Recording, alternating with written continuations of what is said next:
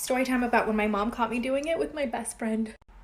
I was 16 at the time, and there was this new boy that moved in across the street from us. He was super cute, and I noticed him right away. My parents were super strict. I wasn't allowed to have a boyfriend or even any guy friends, and I knew right away that I wanted to at least become this guy's friend because he was so cute. So one day I told my mom, hey, why don't we take cookies or something to welcome the new neighbors in town? And my mom was like, that's a great idea. So we end up going over and we meet them. They're really nice. And the cute boy comes downstairs and he tells his mom he's going to go to Bible study. Well, when we get home, I tell my mom, hey, you know what? Maybe I should join a Bible study group too. And my mom was like, great idea. She even told me to go ask him about it since he had mentioned it. One day he's mowing the lawn, so I decided to go talk to him and ask him about the Bible study group. He actually ended up taking me there that same day and we had a fun class. Over the next few weeks, we became really, really good friends. Best friends. We told each other everything. But there was always attraction between.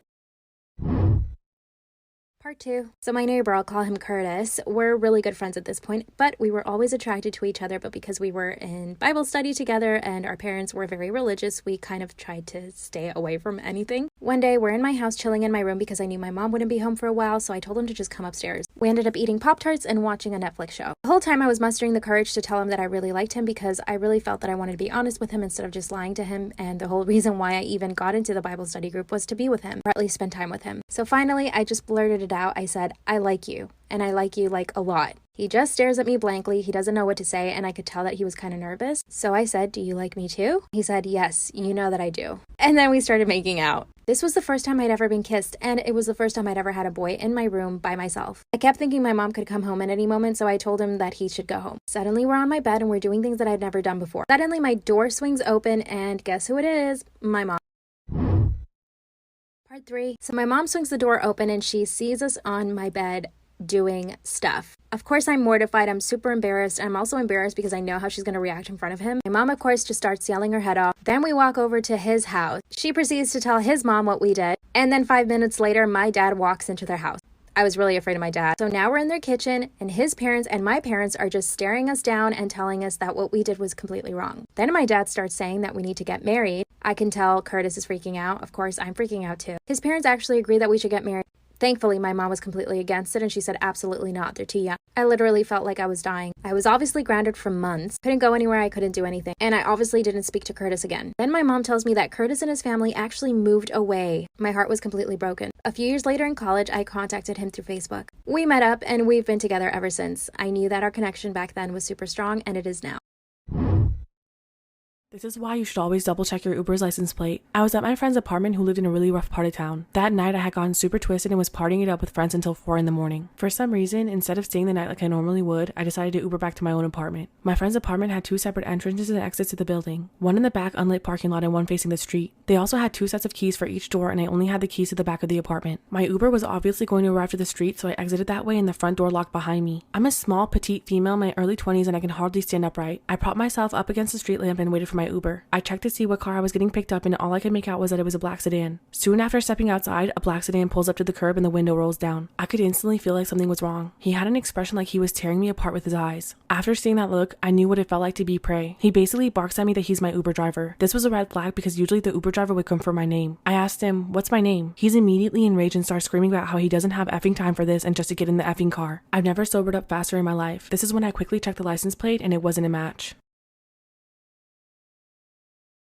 Part 2, why you should always double check your Uber's license plate. After checking the car's license plate, I panicked when it wasn't a match. Meanwhile, this guy is still screaming at me and I have no idea what to do. If I was to bolt in either direction, this guy could easily outrun me or have a weapon. I couldn't run back inside my friend's apartment complex because the door had locked behind me and I didn't have the key. If I screamed, I'm not exactly in the type of neighborhood where someone would try to be a vigilante, and I can still hear the music radiating from my friend's 3rd floor apartment. I knew they wouldn't hear me. It's 4 a.m. and no one is around. I was stuck. People talk about how they either sprint into action or freeze, but I felt incapable of doing either in that moment. It was the absolute worst feeling I've ever felt in my life. From when he started screaming until this point, about 20 seconds had passed. Just as he's getting out of the car, another black sedan pulls right up behind him. I ran over and checked the license plate. It was a match. I throw myself in and scream at the real Uber driver, "What's my name?" The poor dude looks terrified but says my name. I quickly reply, "Get me the F out of here, that man is trying to kidnap me." My dude flew out of there with no hesitation. He offered to call the cops, to which I declined and now regret, and then walked me to the front door of my apartment, ensuring that I got in safely. I gave him the fattest tip my college student bank account would allow.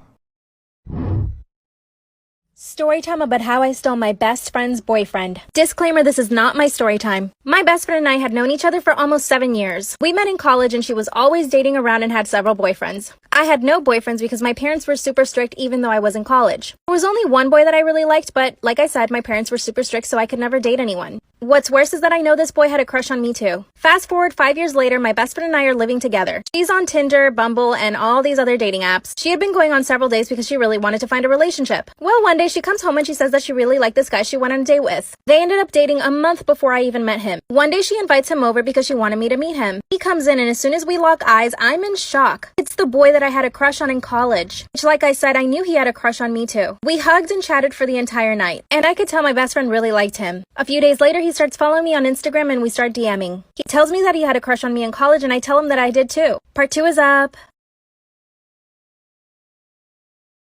My best friend's boyfriend starts DMing me on Instagram. He confesses that he had a crush on me when we were in college together, and I told him that I did too. Disclaimer, this is not my story time. From that day on, he would DM me every single day and we would just flirt back and forth. I started feeling really guilty and I told him one day I can't do this anymore. That's when he told me he also felt guilty and that the best thing was for us to stop talking, so we did. I was so sad. A few weeks passed by and my best friend asked me if she could have the apartment all to herself because she's planning a romantic dinner for him. I said yes, but I felt so jealous. I left the apartment because I realized that I was so in love with him. I went to the supermarket and ate a whole pack of Oreo cookies and went to the movies. I got a text message from my best friend asking me to come home immediately. My stomach sank and I thought she had found out. When I get there, she's crying and she says that he broke up with her. I asked if he said why and she said because he was in love with another woman. My stomach sank again. I was there with her the entire night while she cried knowing her boyfriend left her because of me. Part 3. My best friend's boyfriend had broken up with her because of me. I didn't have the heart to tell her. Disclaimer, this is not my story time. A few days later, she started going out on Tinder dates again. I could see that she was feeling better, so I decided to confess to her everything. And she told me she could tell that he and I liked each other. Then she told me I should date him. Well, I didn't waste any time. I sent him a text message and asked him if he wanted to meet up for dinner. And when we did, he asked me to be his girlfriend. We did it for 6 months before he proposed. He even got my name tattooed on his neck. The only problem is that my mom thinks he might do the same thing to me. I don't even want to think about that because I truly believe that he loves me. But let's hope not. I've been planning the wedding and I asked my best friend to come. Of course she said yes. She's super happy for me. And she actually has a boyfriend now. Do you guys think my fiancé will end up doing the same thing to me?